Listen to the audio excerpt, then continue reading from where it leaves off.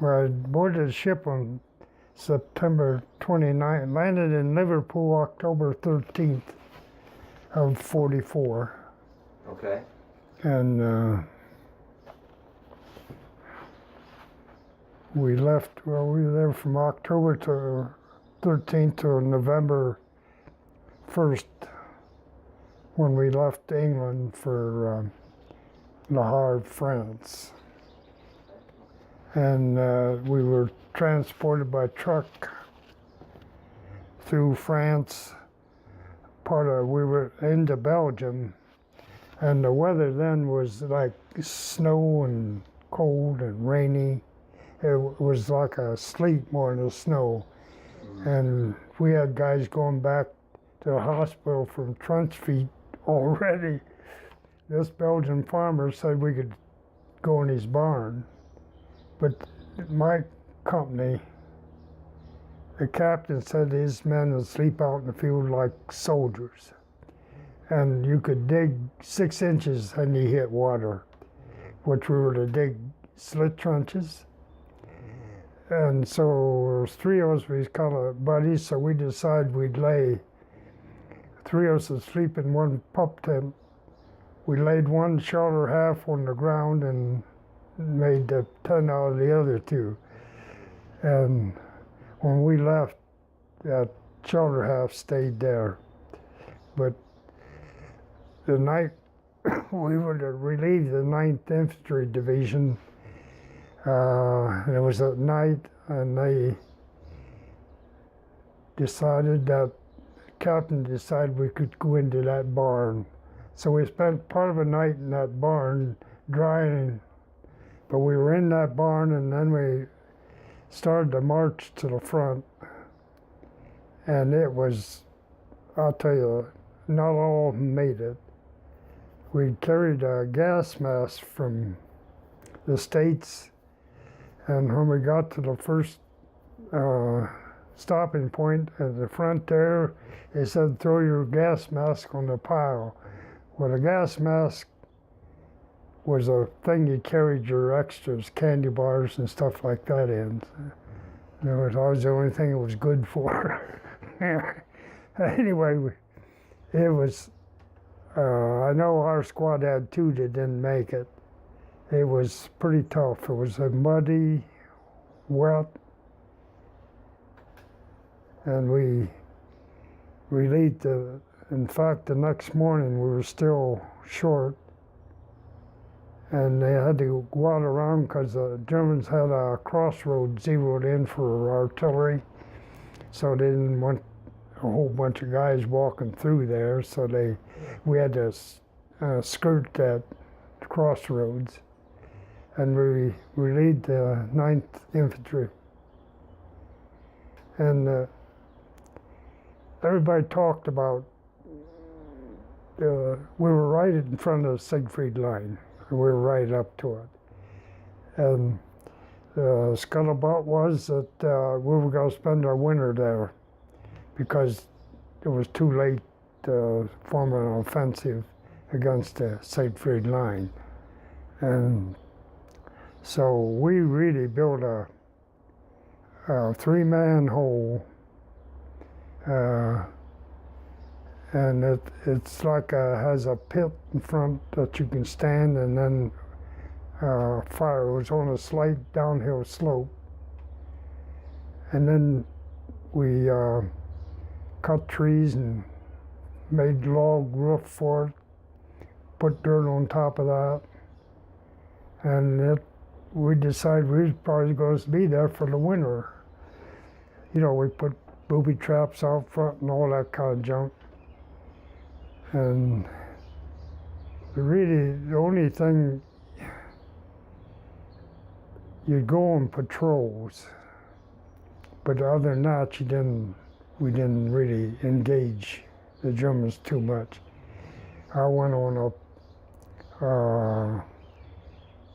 patrol one. It was in a forest, of course. The forest was, and one of those fire lanes. Some guys got blown up on booby trap tank things. So there was about 20 of us, I think, in this group. Two of them were engineers with their minesweeper things. And I know we were about halfway out to where we were supposed to go and to come to a big opening, and we could hear the Germans sawing wood. And so decided we better get out of that.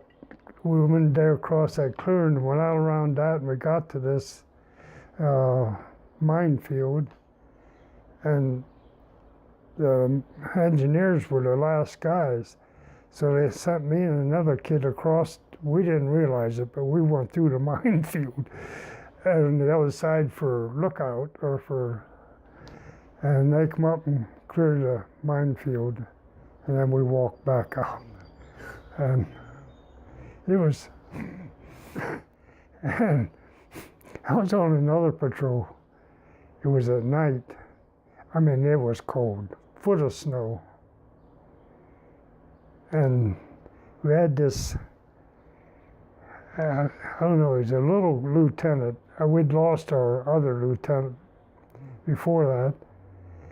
And he carried a Spanish pistol, I know. And anyway, I can remember the password, chocolate bar. And we were laying out in that snow for a couple hours at least, froze. If any Germans would come, we couldn't even pull the trigger, I don't think. But that lieutenant came back. He was it was overlooking the railroad. We were up pretty high. And the lieutenant come back and he was yelling, chocolate bar, chocolate bar. We got boy, for the Germans within 2 miles, they're gonna hear him. But our outpost was a squad with my two buddies in. And there was on like a finger of that forest, and you overlooked the Siegfried line, and you could see the Germans would walk back and forth between the pillboxes. And we were carrying supplies out to our outpost. And we got up there and they said, now don't you shoot at those guys. I said, well, why? He said, well, if you take a pot shot of them, we're going to get artillery in and all this in 2 minutes. So we didn't shoot. December 16th is when the Bulge started. And their artillery and stuff, I bet didn't go 100 yards either way, missing our line. They, it had been there for 6 weeks. They knew exactly where you were at, of course. And how they ever got that much equipment in front of us without our people knowing it, I still, to this day, don't know how we were sitting ducks. The artillery barrage lasted for a couple hours, and they were close. A good thing we built a good bunker. And the only thing, trouble with the bunkers we built, they only faced the Siegfried line. Well, when the Germans attacked, they broke through really on both sides of us. And no communication, so you don't know what's going on. But the next morning, it was pretty quiet. So the other, we had a sergeant in our hole, and another guy was a sniper rifle, really. And he and I wanted to go up to the road. There was a dirt road. They brought dinner up, or eats out of the kitchen. And so we hadn't eaten. This had been Sunday morning, and we hadn't eaten since Friday night. And we were getting hungry. So he and I wanted to go up to the road there and see if they'd left us any food. And the sergeant wouldn't let us. And I don't know. It was probably maybe 10 o'clock. And all at once started firing again, and we couldn't tell where they were. And here they were behind us. One of them was, well, they come sort of 45-degree angle, and the first shots went through, and we'd had the sergeant was on his watch, and the bullets, well, they had to go right under his arm. Anyway, they had one guy on top of our bunker, and a German? And so they had the machine gun set up. The bunker was, wide enough for 3 guys.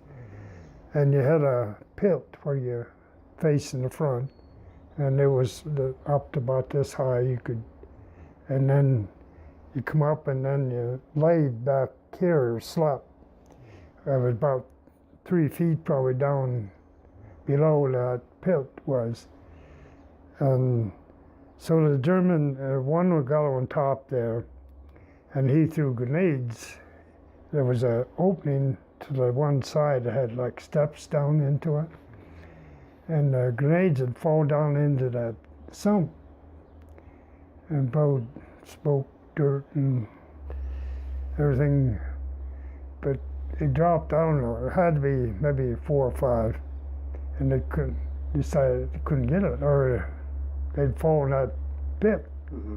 And it didn't hurt us, but it just smoke and dirt and dust. And finally a guy come around, one of them came around the front, and like a dummy, I shot him. I really don't know to this day what I did. But anyway, they got smart then. The grenades, they threw them real easy and tried to catch it on one of those steps. Well, of course, finally they did. And the sergeant was in the corner, I think he was shell-shocked, and the other guy was in the other corner. And I was laying out there front. The grenade went over top of me, I could see it. It was on the steps over there. And it went over top of me and hit the sergeant, or the fragments. So we decided that was enough. They had killed the first 2 guys, and 3 guys between us. There was 8 of us. We'd been left behind, basically. They were supposed to, back then they had platoon runners. We had no phones, no communication. So they had these runners that were supposed to go and tell people to get out. Well, we were across this one road from the rest of the company, and then it was a long ways to the next company across a big ravine. And so we were up there alone, didn't know it. So I was captured. In fact, I had to carry that German for I don't know how far, me and 2 of them.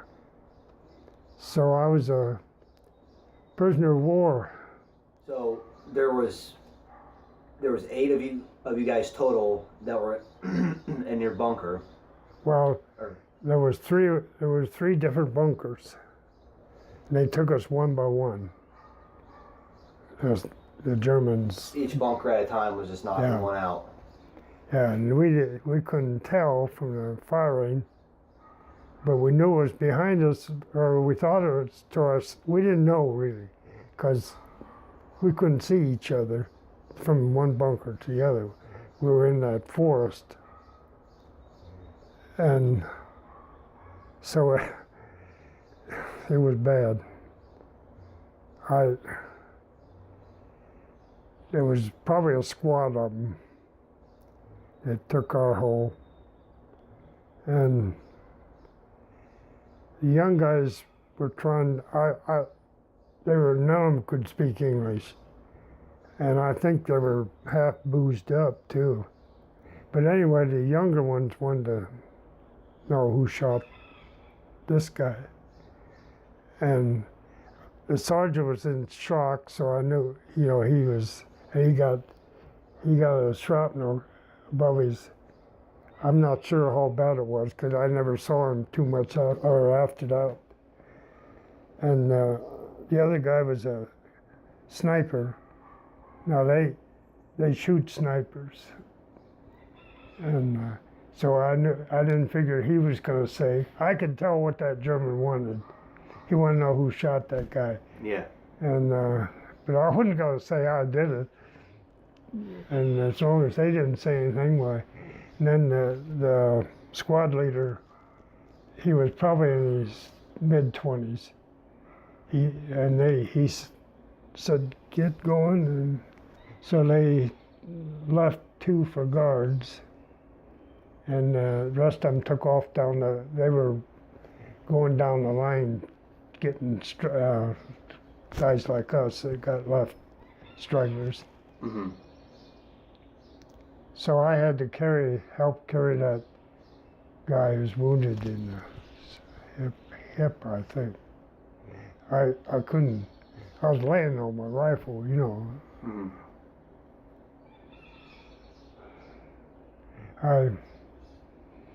I think the guy. I keep over the years stuff like that kind of come back and bother you.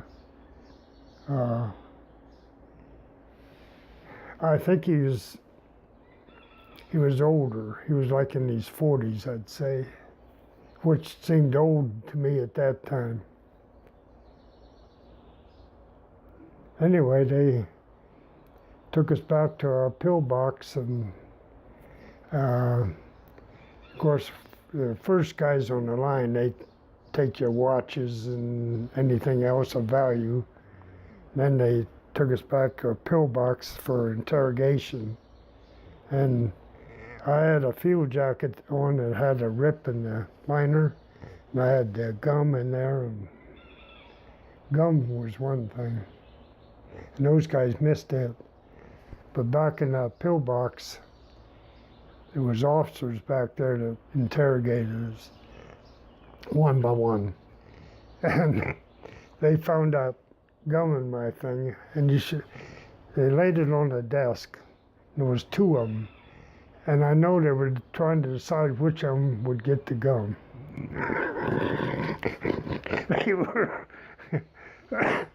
They weren't mean. Got kicked, you know, but you know, like stuff like that, but they weren't real mean.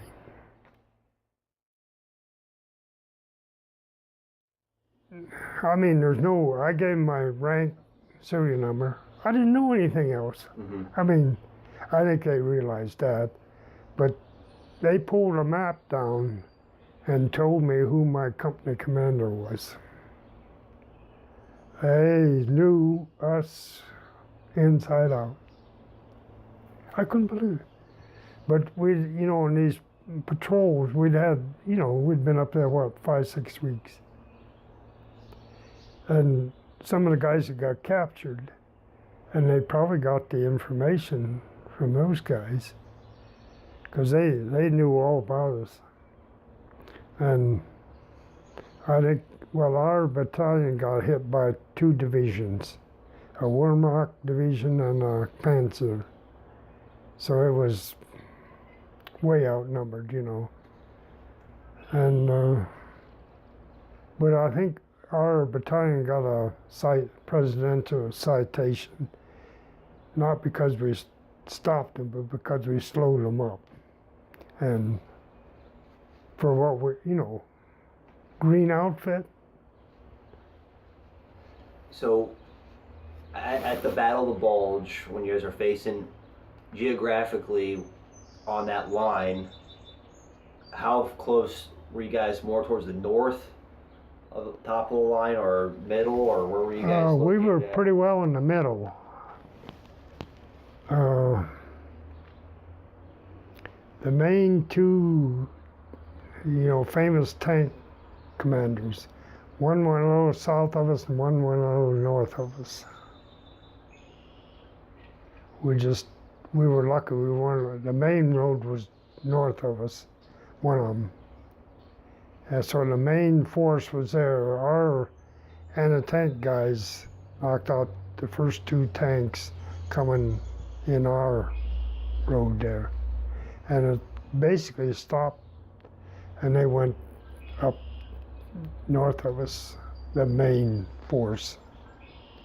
But my one buddy was back in the rest camp, which is 10 miles back. He was captured before I was.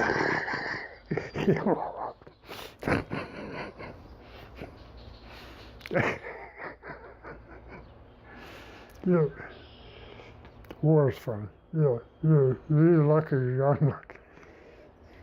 So, were you guys aware when things, I guess, kind of broke out, and the shooting and the shelling? Did you think that they were going to come smashing through the way that they did? Well, it was a surprise to everybody. You know, it's just unbelievable that they could get that amount of troops and stuff in position for that attack without us knowing it. I still don't see how they did it. Our experience was fast and furious. But a prison camp was not fun. So, when you said you got captured, you were interrogated. Really, for the most part, your story kind of just started in a way. And so you had a new experience of being a prisoner of war. Yeah. When you I guess, when you decided that you guys were going to surrender your bunker, I mean, were you afraid that you were going to get shot if you stepped out, or? Oh yeah. But, yeah, you don't know. Yeah. They had us. I mean, the sergeant, I think he was yelling, but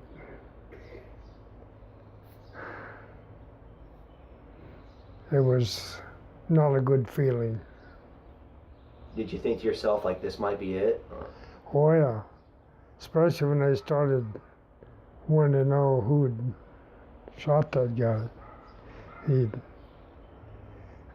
I think the guy they sent around front could have been even, they conscripted Polish people in their army too. And I keep thinking, gee, I think maybe they sent him out, they didn't care if he got, or didn't care as much. The German guys, the young guys, in a minute they would have shot me, I think.